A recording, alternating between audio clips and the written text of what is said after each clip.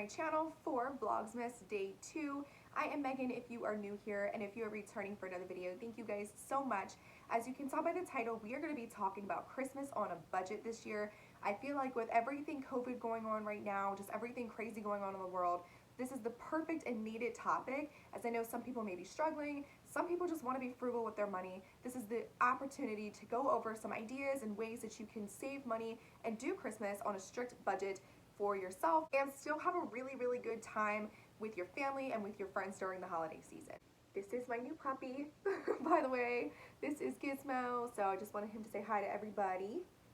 And if you are new here, please make sure that you subscribe to my channel and turn on your post notifications. That way you do not miss any future videos to come from my channel, whether it's for Vlogmas or just in the future in general. So I'm super excited to jump into this video, and let's go ahead and get started. So of course I have my notes with me. I always like to just take notes down, that way I don't miss anything for you guys. So we're gonna go ahead and get into the Christmas budget ideas. So the first idea out of 10 that we're going to go over today is making homemade gifts. And that sounds super simple and easy, but it's something that really can be done to make the holidays special, and that way you're really not spending a lot of money at all. You can make homemade gifts, whether it's like a card, food, you know, food is the way to some people's heart. You can do ornaments, you can do printed pictures, you can do any types of arts and crafts, things like that, to really be able to save money during the season. That way you're not actually physically spending anything, and you're making something that's a little bit more personal and has a good touch to it. Number 2, and these aren't in any specific order, is really thinking of who you need to shop for and sticking with that list. So not everybody in your life, your cousin's cousin and your mailman, doesn't need a Christmas gift this year. Even though it would be nice to be able to give to so many people, it's not necessary. So knowing who you're shopping for and really sticking to that strict list. And then number 3 on top of that is having a budget in mind. So what do you want to spend on every person? It doesn't need to be the exact same amount for every single person. You know, you may want to spend a little bit more on your mom than you do your cousin or your uncle, whatever the case is, but making sure that you have an idea of how much you want to spend for every person, and do not go over that. No matter what you want to do, stay in that budget, because that's what you can afford, and that's fine. And people are going to be grateful for what you get them regardless of how much it is. This idea I saw online and I thought this was really smart, but break up gift sets. So even though you're only spending the money for one particular gift set, whether it's like a, I don't know, a beard grooming kit or like a face cleaning thing, whatever the case is, you can break that up into individual gifts. So if it comes like as a 5-piece and you paid for that 5-piece, maybe break it up, put it in different bags, or box it up differently, and that looks like now you have 5 separate gifts versus just one. So I thought that was kind of a neat idea and something to try.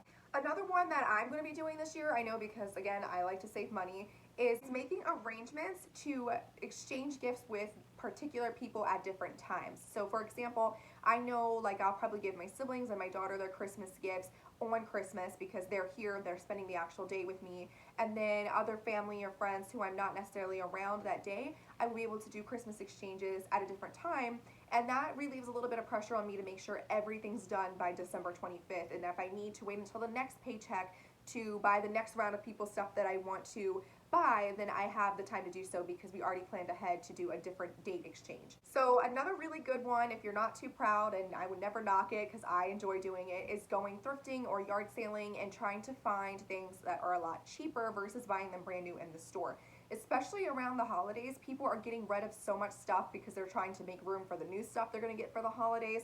So people tend to get rid of some really good things that are in good condition, maybe they just never used.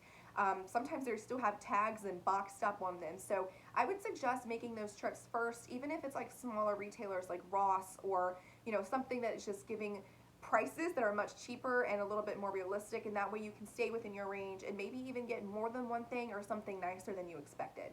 All right, another one is try to offer an experience versus a thing. So I think that is really big for myself, and I know that's something that a lot of people can enjoy, but maybe you offer like, I don't know, a lunch at the park and you make food for the person, or maybe you go to the zoo because it's free, and you can do things like that that are more so experiences and things that you guys can do together versus having to spend all this money on something that they may not use, or that's just not going to be something that they will remember as a fun experience you guys got to do together. Avoid using credit, no matter how tempting it may be during the holidays, all the credit cards that are getting flashed at you and all the options you have for payment plans and zero financing and no payment today and all this crap.